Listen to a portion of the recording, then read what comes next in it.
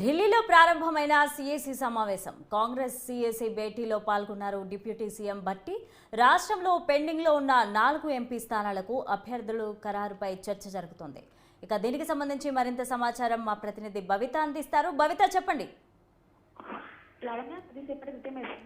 కేంద్ర ఎన్నికల committee Congress committee భేటీ అయ్యింది. ఈ భేటీలో సోనియా గాంధీతో పాటు ఏసీసీ అధ్యక్షుడు మల్లికార్జున ఖర్గే పాల్గొన్నారు. తెలంగాణ నుంచి CM Revanth Reddy, TPC chief CM Revanth రెడ్డితో పాటు విక్రమార్క కూడా ఈ భేటీలో అయితే పాల్గొన్నారు. ముఖ్యంగా వివిధ రాష్ట్రాలకు సంబంధించి లోక్సభ అభ్యర్థులను ఎంపిక చేసే సమావేశం అయితే కొనసాగుతుంది. ముఖ్యంగా తెలంగాణ రాష్ట్రాలకు సంబంధించి, తెలుగు రాష్ట్రాలకు సంబంధించి తెలంగాణ మరియు ఏపీ రాష్ట్రాలకు సంబంధించి కూడా అభ్యర్థుల లిస్టు ఈ రోజు వెలువడే అవకాశం ఉన్నట్టుగా తెలుస్తుంది. ముఖ్యంగా తెలంగాణకు సంబంధించి 17 స్థానాలలో 11 స్థానాలు ఆల్రెడీ ఇప్పటికే అభ్యర్థులకు ఖరారు చేసింది. మిగతా 4 స్థానాలు కూడా ఈరోజు ఫైనల్ చేసే యోచనలో ఉన్నట్టుగా తెలుస్తుంది. అంతేకాకుండా ఇంతకు ముందుకే ప్రకటించినటువంటి సికింద్రాబాద్ పార్లమెంట్ నియోజకవర్గాలకు సంబంధించి కూడా దానం నాగేందర్ ని కూడా మార్చే యోచనలో అధిష్టానం ఉన్నట్టుగా తెలుస్తుంది. అతని ప్లేస్ లో బొంతు రామ్మోహన్ నియమించే అవకాశం ఉన్నట్టుగా తెలుస్తుంది. ఈ మేరకు ఈ రోజు భేటీ అనంతరం సాయంత్రం వరకు ఒక జాబితా వెలువడే అవకాశం ఉన్నట్టుగా కూడా తెలుస్తుంది. నవని, అయితే దానం నాగేందర్ని ఎందుకు మార్చాలని అనుకుంటున్నారు కాంగ్రెస్ పార్టీ నేతలు?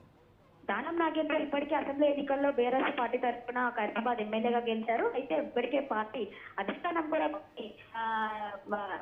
అంటే కొన్ని టర్మ్స్ అండ్ కండిషన్స్ కూడా పెట్టింది. ఇప్పటికే ఉన్నటువంటి ఎమ్మెల్యే పదవికి రాజీనామా చేసే పార్లమెంట్ ఎన్నికల బరిలో ఉండాలని చెప్పేసి అధిష్టానం చెప్పడము, దానికి ఓకే కూడా చెప్పారు దానం నాగేందర్. కానీ ఇప్పటికీ ఎన్నికలు సమీపిస్తున్నా, ఇప్పటికీ ఎన్నికల షెడ్యూల్ కూడా వెలువడింది, పార్టీలో కూడా జాయిన్ అయ్యారు. కానీ ఎమ్మెల్యే పదవికి మాత్రం రాజీనామా చేయకుండానే బరిలో ఉంటున్నారు అన్నట్టుగా కొంతమందికి సమాచారం వస్తున్నప్పటికీ ఇప్పటికే ప్రత్యర్థులైనటువంటి బీఆర్ఎస్ పార్టీ కూడా ఖచ్చితంగా దానం నాగేందర్ చేరిక కావచ్చు, అతనికి పార్టీ సీట్ కేటాయించడాన్ని ఖచ్చితంగా అనర్హత వేటు వేయాలని చెప్పేసి స్పీకర్ కి కోరారు. అలాగే కోర్టులో కూడా వాళ్ళ యొక్క పిటిషన్ దాఖలు చేసిన నేపథ్యంలో ఖచ్చితంగా పార్టీ నుంచి ఖచ్చితంగా బరిలో ఉండాలి అంటే ఖచ్చితంగా ఎమ్మెల్యే అభ్యర్థికి రాజీనామా చేయాలి, పదవికి రాజీనామా చేయాలని ఇప్పటికీ కమిటీ సూచించింది. కానీ దాన్ని బేఖాతరు చేస్తూ వాళ్ళు వ్యవహరించిన తీరుపై ఖచ్చితంగా అధిష్టానం సీరియస్ గా ఉందని చెప్పుకోవాలి. ఈ తరుణంలోనే అంటే అదే ఎమ్మెల్యే పదవికి రాజీనామా చేయకపోవడంతో అభ్యర్థిని మార్చే యోచనలో అధిష్టానం ఉన్నట్టు తెలుస్తుంది. ఆ మేరకే ఖచ్చితంగా బొంతు రామ్మోహన్ కి ఇప్పటికే అధిష్టానం కూడా ఇప్పటికే టికెట్ కేటాయించింది. తర్వాత దానం నాగేందర్ పార్టీలో చేరుతున్న నేపథ్యంలో అతనికి టికెట్ కేటాయించాలని చెప్పేసి నిర్ణయం తీసుకుంది. అయితే దానం నాగేందర్ ఎమ్మెల్యే పదవికి రాజీనామా చేయడం లేదు కాబట్టి ఆ ప్లేస్ లో బొంతు రామ్మోహన్ బరిలో దింపే అవకాశం ఉన్నట్టుగా కూడా తెలుస్తుంది. లావణ్య, అయితే భవిత, పెండింగ్ లో ఉన్న 4 ఎంపీ స్థానాల్లో బీసీలో ఆశావాహులు చాలా మంది ఉన్నారు. సో బీసీ ఆశావాహుల్లో ఎవరైనా అభ్యర్థుల్ని ప్రకటించే ఛాన్స్ ఉందంటారా? బీసీ ఆశావాహులను ప్రకటించాల్సిన కోసం మాత్రం ఖచ్చితంగా కరీంనగర్ నుంచి మాత్రం భీమార్ మల్లన్న పేరైతే తెరపైకి వస్తుంది. ఒక బీసీ అనువాదం లేకపోతే మాత్రం అక్కడ నుంచి ప్రవీణ్ కుమార్ రెడ్డిని ఇప్పటికే టికెట్ ఇవ్వాలని చెప్పేసి అధిష్టానం కేటాయించినట్టుగా నిర్ణయం తీసుకున్నట్టుగా తెలుస్తుంది. ఇప్పటికీ విలువైన 3 జాబితాలలో ఒక్కొక్కసారి మొదటి జాబితాలో 2 రెడ్లకు, ఒక ఎస్సీకి, ఒక ఎస్సీకి అవకాశం కల్పించారు, బీసీకి అవకాశం కల్పించారు. రెండో స్థానంలో కూడా 2 రెడ్లకు, ఒక ఎస్సీకి, బీసీకి అవకాశం కల్పించారు. మొన్న కూడా తాజాగా విలువైనటువంటి జాబితాలో 3వ జాబితాలో 2 రెడ్లకు అవకాశం కల్పించారు.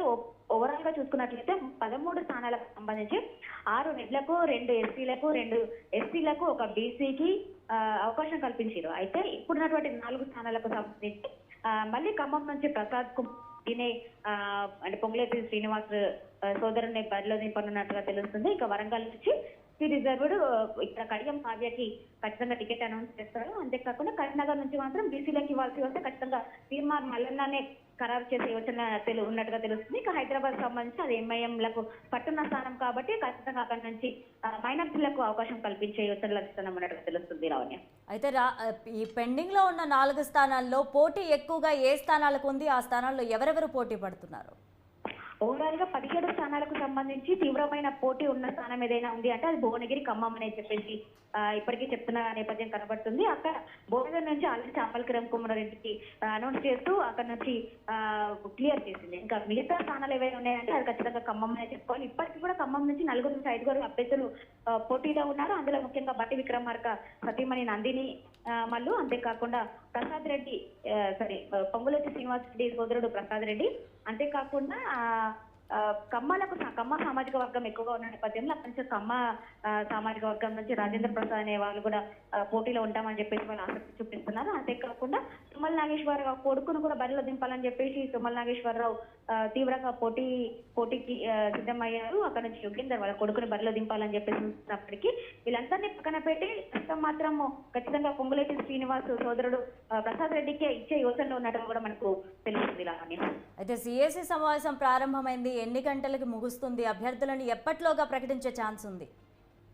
ఈ భేటీలో కేవలం తెలుగు రాష్ట్రాలకు సంబంధించి కాకుండా వివిధ రాష్ట్రాలకు సంబంధించి అభ్యర్థులు ఫైనల్ చేసే యోచనలు అధిష్టానం ఉన్న నేపథ్యంలో భేటీ సాయంత్రం వరకు కూడా కొనసాగే అవకాశం ఉన్నట్టుగా తెలుస్తుంది. సాయంత్రం భేటీ అనంతరము తెలంగాణకు సంబంధించినటువంటి పెండింగ్ లో ఉన్నటువంటి 4 స్థానాలు, అదే ఆల్రెడీ కేటాయించిన సికింద్రాబాద్ స్థానంతో కలిపి 5 స్థానాలకు సంబంధించి అభ్యర్థుల లిస్టు ఫైనల్ విడుదల చేయనున్నట్టుగా తెలుస్తుంది. Right, thank you Bhakta.